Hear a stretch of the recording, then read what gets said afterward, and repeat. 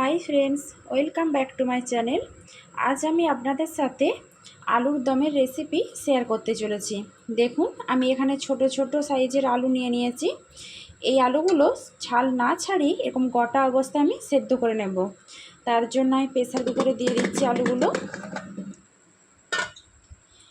এরপরে আমি এখানে পরিমাণ মতো জল দিয়ে দেব।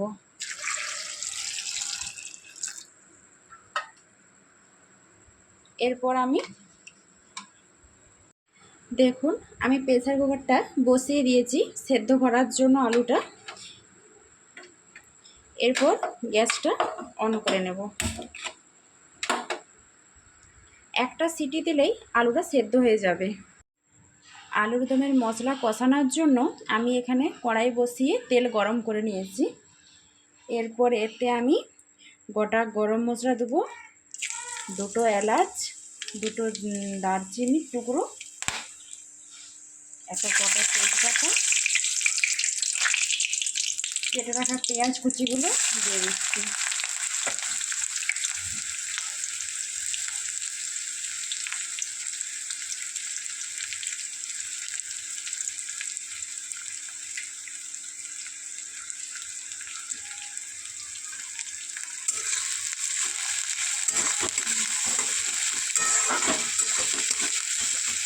এরপর পেঁয়াজটা লাল লাল করে ভেজে নিতে হবে।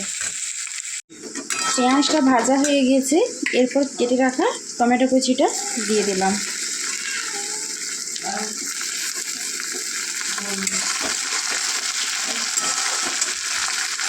এরপর এতে আমি আদা রসুনের পেস্টটা দিয়ে দেব।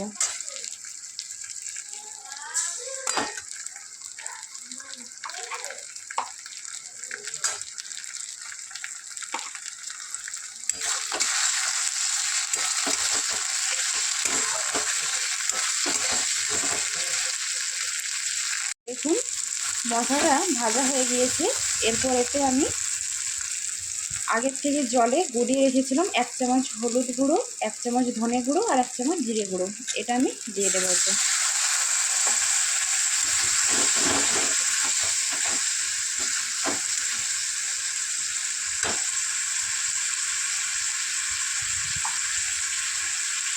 শুকনো লঙ্কা পেস্ট করে রেখেছিলাম, তার জলটাও দিয়ে দেবো।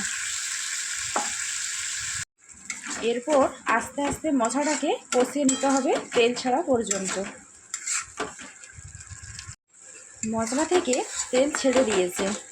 এরপর এতে আমি সেদ্ধ করে আলুগুলো, দেখুন আমি ছাড়িয়ে রেখেছিলাম ছোট ছোট আলুগুলো, আমি এতে দিয়ে দেব। মশলাটার সাথে আলুগুলো একটু কষিয়ে নেব।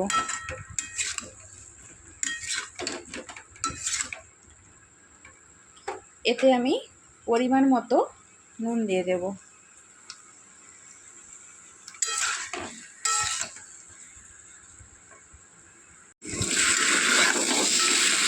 আলুটা দেখুন মশলার সাথে কষে গিয়েছে। এতে আমি একটু গরম মশলা দিয়ে দিলাম। আরও একটু এটার সাথে কষিয়ে নেব।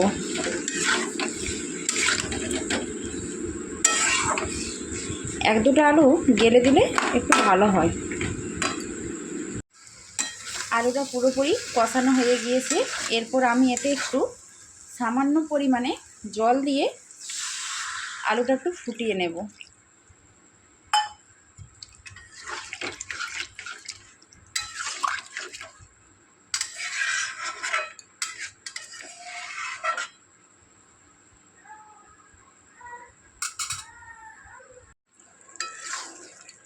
আলুর দমটা হয়ে গিয়েছে। এরপর আমি এটা নামিয়ে নেব। কড়াই থেকে আলুর দমটা নামিয়ে নিয়েছি আর পাত্রে রেখে দিয়েছি। দেখুন কত সুন্দর দেখতে হয়েছে। আমার এই আলুর দমের রেসিপিটা আপনাদের কেমন লাগলো প্লিজ একবার বাড়িতে ট্রাই করে দেখবেন। আর যদি ভালো লেগে থাকে আমার চ্যানেলটা সাবস্ক্রাইব করে দিবেন, আর লাইক করে দিবেন, আর কমেন্টে জানাবেন। টাটা।